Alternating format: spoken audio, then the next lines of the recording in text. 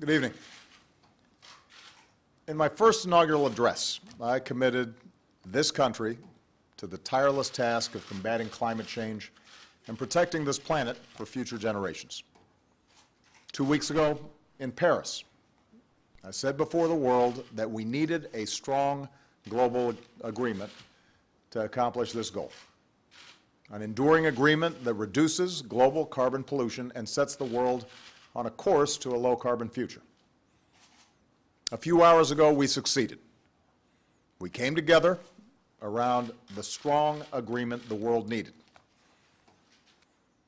Over the past 7 years, we've transformed the United States into the global leader in fighting climate change.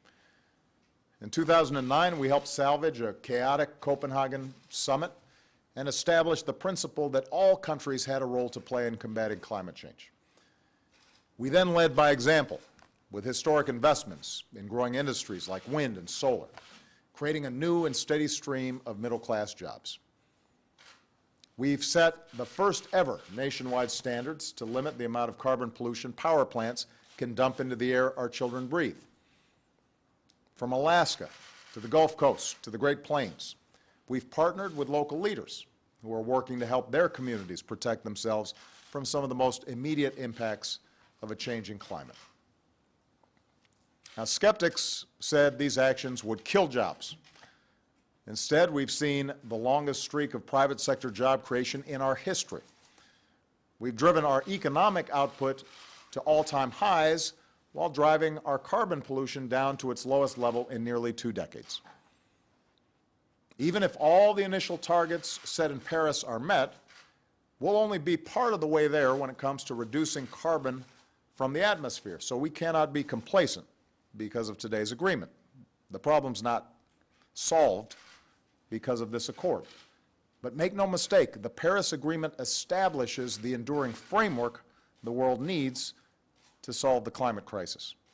It creates the mechanism, the architecture, for us to continually tackle this problem in an effective way. In short, this agreement will mean less of the carbon pollution that threatens our planet and more of the jobs and economic growth driven by low-carbon investment.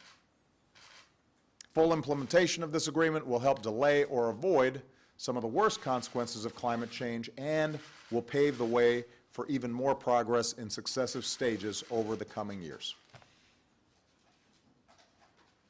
Moreover, this agreement sends a powerful signal that the world is firmly committed to a low-carbon future, and that has the potential to unleash investment and innovation in clean energy at a scale we have never seen before. The targets we've set are bold, and by empowering businesses, scientists, engineers, workers, and the private sector, investors, to work together, this agreement represents the best chance we've had to save the one planet that we've got. So I believe this moment can be a turning point for the world. We've shown that the world has both the will and the ability to take on this challenge. It won't be easy. Progress won't always come quick. We cannot be complacent. While our generation will see some of the benefits of building a clean energy economy, jobs created, money saved, we may not live to see the full realization of our achievement, but that's okay. What matters is that today we can be more confident that this planet is going to be in better shape for the next generation, and that's what I care about.